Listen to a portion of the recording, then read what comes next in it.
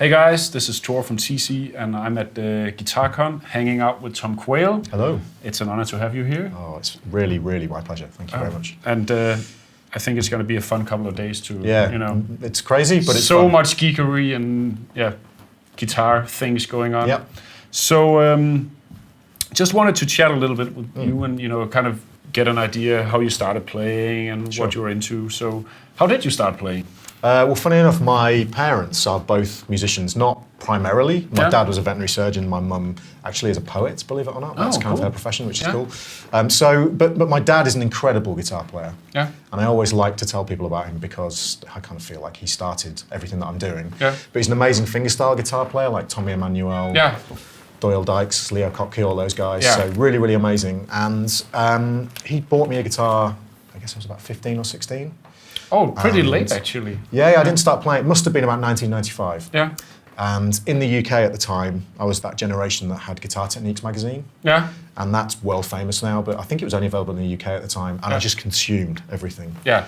And I was learning initially like power chord based things, like by bands like the Wild Hearts. Yeah. Then I got into Iron Maiden, Metallica, the usual, nothing weird, just the usual routes. Yeah.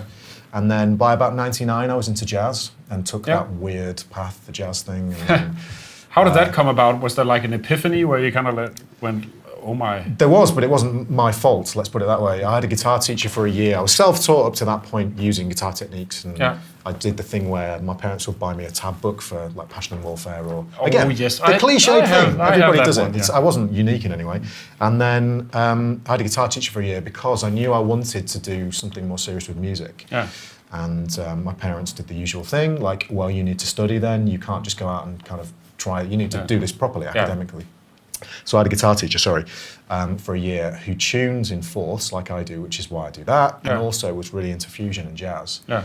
So Holdsworth records, Scott Henderson records, and it was just, it had all of the technique that I was really into, but the harmony was more interesting and, it just takes you in a different direction. Yeah. So then I did a jazz degree, graduated in 2001 because I'm old now, losing the hair, and just never looked back really. It's been really good. But that's how I got started. My dad, just the classic thing of a parent who plays guitar and influenced me. You mentioned tuning in fourth instead. Did your dad do that as well? No. No? He can't. He does play in weird tunings, but because of the nature of the music he plays, it's mostly the song you play is defined by the tuning. So I do a lot of dadgad stuff, a lot of open strings tunings. I do the fourth thing, so it's a bit weird. I have a C and an F as the top two strings. Yeah. The rest is the same, so E, A, D, G, C, F.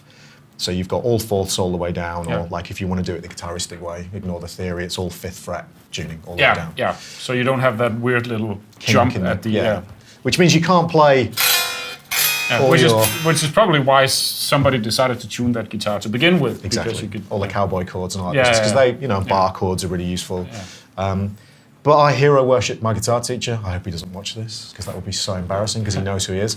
But I hero worshipped him at the time and he tuned this way. Oh, so you actually got it from him? Yeah, that's the reason I did it. And then afterwards, maybe a year afterwards, doing the jazz degree, I suddenly realised this was actually really useful.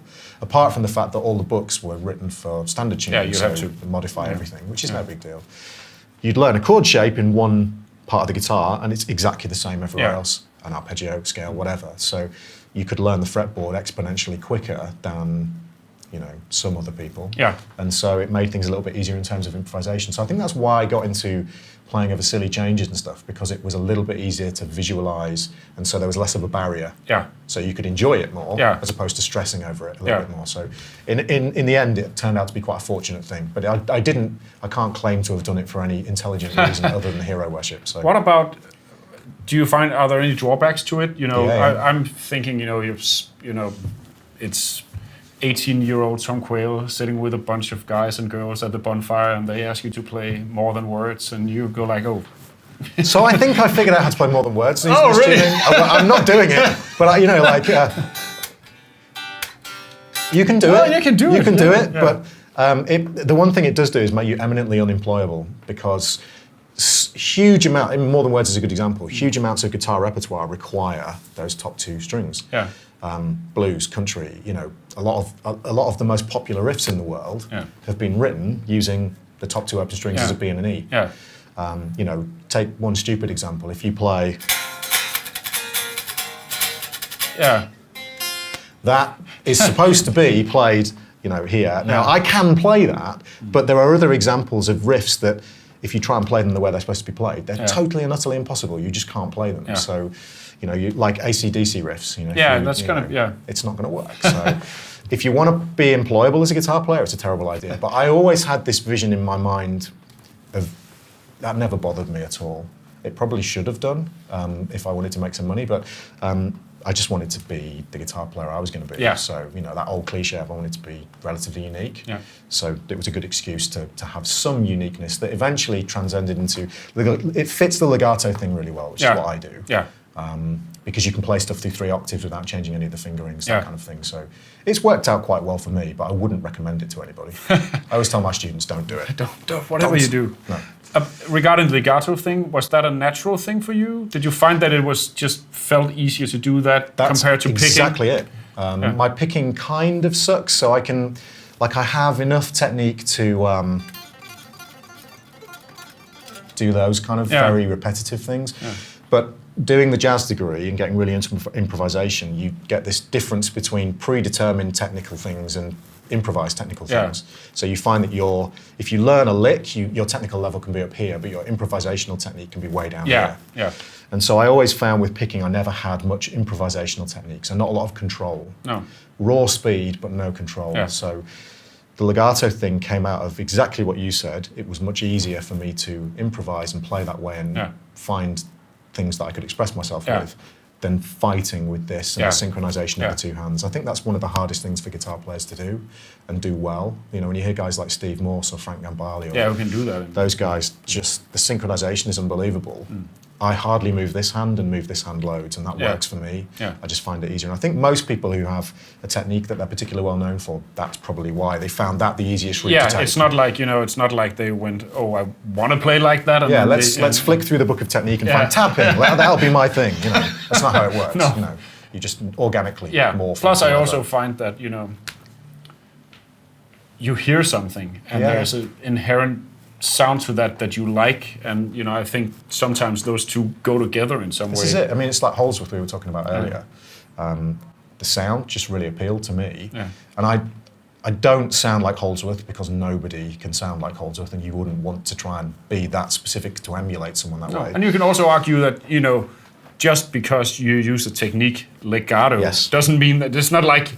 Okay, so Holdsworth owns legato for all eternity, and Steve Morse owns... He's the gravity, and everyone gets pulled into this kind of thing, But and Steve Morse owns, or El Di Meola owns, alternate picking, so everybody else has to kind of fit somewhere in between. No, there's room for everybody to be relatively unique within that technical field, so, and also we all, we play different lines. The tuning helps. I have slightly different lines that come out naturally because of the tuning. So I don't feel like a big responsibility to try and sound like Holdsworth, but the technique of that sound that he created certainly appealed to me more than, say, Steve Morse. I mean, Steve Morse appeals to me hugely, but the gradations of how how something appeals to you. Certainly Holdsworth had a little bit more kind of magic for me personally. So that's how that sound came about. So it's a combination of what's easiest and what is your ear drawn to. And I was lucky enough that those two things coincided together, thankfully. So musically, what are you up to these days? Well, I've just released an album called The Elba Triangle with 2 other guitar players who are insane from Italy. A guy called Marcos Fogli, who plays in James LaBrue's band, and a guy called Alessandro Benvenuti, who is an amazing fusion guitar player, again from Italy. So that came out. That took a long time to put together because it was one of those over-the-internet collaboration processes where no one was ever in the same room. So those things take a while to organise time-wise because you don't have everybody together recording over like a week-long period. But that came out, and that's been really good. People really enjoyed that, and so I did a few clinic tours where I've been able to play that stuff live, and it's been really interesting because it's really hard. It's not easy stuff to play, so you have to practice and practice and practice, and then play this stuff in front of audiences, and it's like you have to be on your game because people are wanting they want the perfect. Do the thing, do the legato thing, and play the tunes really well.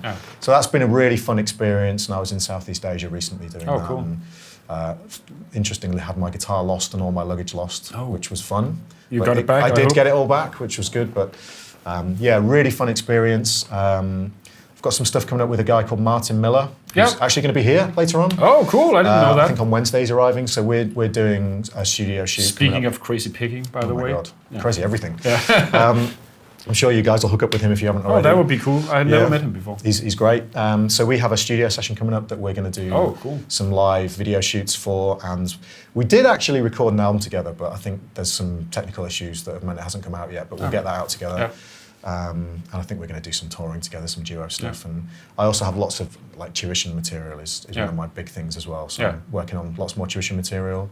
So I won't bore you with the details, but there's lots of that coming out. So yeah, it's cool. I have a 13-month-old daughter, so things have been tempered somewhat. Yes. Yeah. Well, I don't know congratulations if you know how that goes or not, but yeah. Well, I have a couple of kids. Yeah, there you go. So you know how that goes. But yeah, it's all good fun. I'm enjoying being a guitar player. I can't complain. Perfect. Thanks so much for taking the time to do the TonePrint and for hanging out in general. Great fun. Thank you. Cheers, guys.